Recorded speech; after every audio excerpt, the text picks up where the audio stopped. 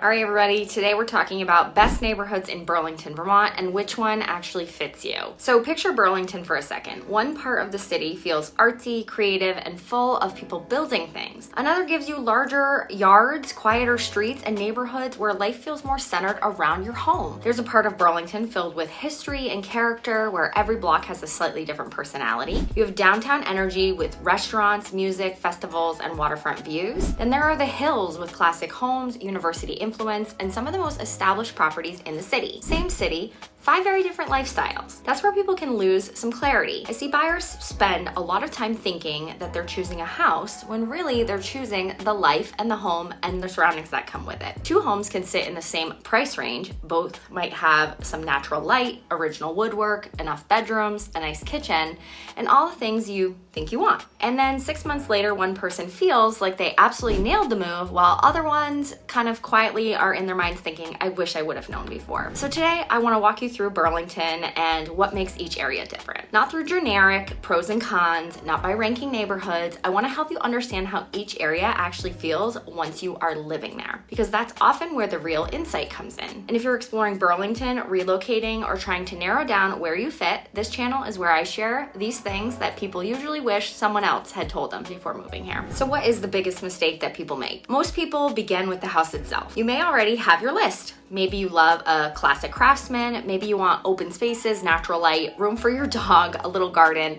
or enough yard where you don't feel stacked on top of the neighbors. And yes, those things do absolutely matter, but eventually your routine starts to take over. Suddenly, your Saturdays feel different.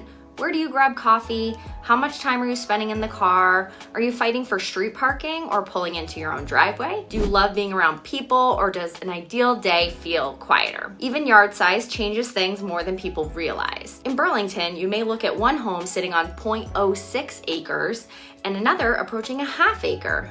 That changes maintenance, privacy, and how life feels outside your walls. The small details eventually become the big things. So before we jump into the neighborhoods and the areas of Burlington, I want to walk you through the framework I see people naturally sorting themselves into. So there are really 2 main Burlington lifestyles. After doing this real estate game for years, I've noticed buyers eventually answer one question, usually without actually realizing that they're answering it. Do you want life more happening around you, or do you want home itself to feel like your oasis and your destination? Because Burlington naturally separates itself in these 2 ways. Some neighborhoods pull you towards those coffee shops, events, activity, restaurants, and movement, and others feel more centered around your home. You gain breathing room, more privacy, quieter streets, and often a little more space. There is not a winner here. It's not about right and wrong. This is about understanding yourself early enough in the game that you stop chasing homes and start recognizing the patterns that are going to work for you. Keep that question in mind while we go through these areas next, because it really is important. South End is Burlington's creative side. If Burlington had a neighborhood with personality, South End would probably walk into the room and say, hello.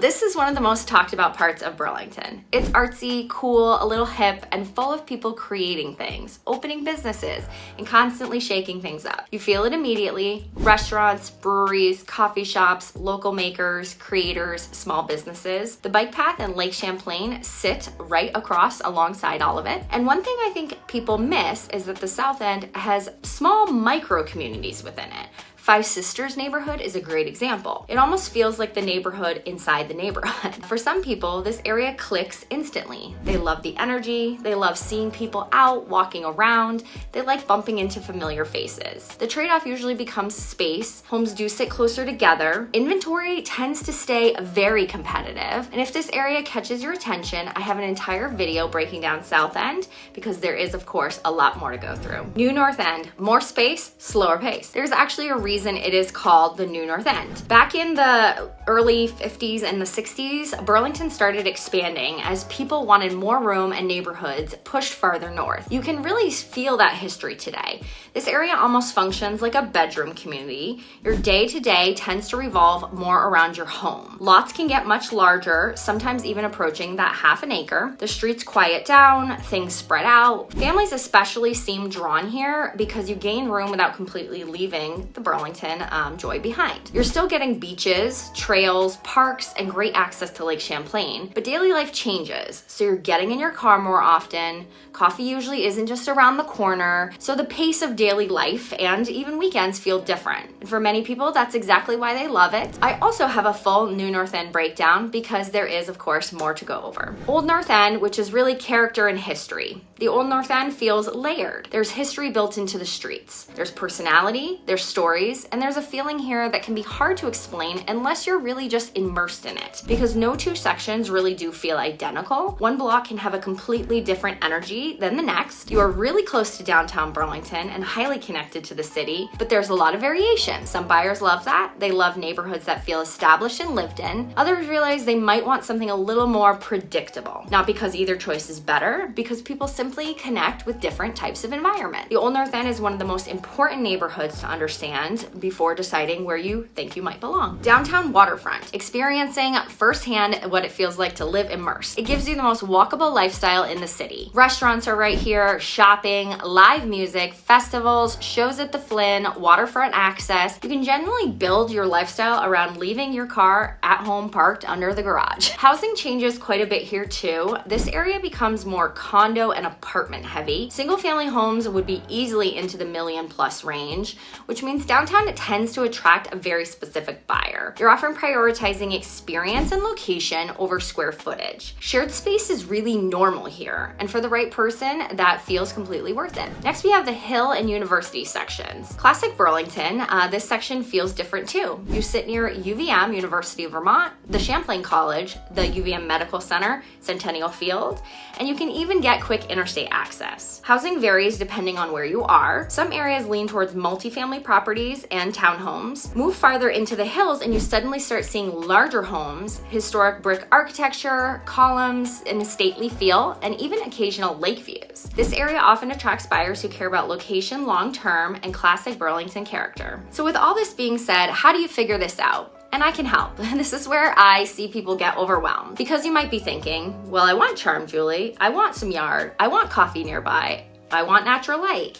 You start saving and marking your homes online. You may be here and driving through neighborhoods. You have all these tabs open in your head, and somehow you end up feeling more confused than when you started because you don't necessarily have a map. So that's honestly the big thing I can help with. I create maps for people, specific maps that guide you towards the destination you're actually trying to reach. We look at how you spend your time, what your ideal Saturday looks like, how often homes come available in the areas that you love and what are those price ranges, what trade-offs actually make sense for you, where inventory exists. Eventually some patterns start to show up and suddenly things stop feeling so random and you have more clarity. So as you have thought about all of this information, if I were to hand you 2 keys, which one are you taking? Key number 1 gives you coffee shops, restaurants, walkability, and activity right outside your door. But key number 2 gives you more land, a quieter street, and room to spread out. Which one feels more like you? I would love to hear in the comments. And thank you guys for watching. And please let me know what questions you have about Burlington and possibly moving into this area. Thanks.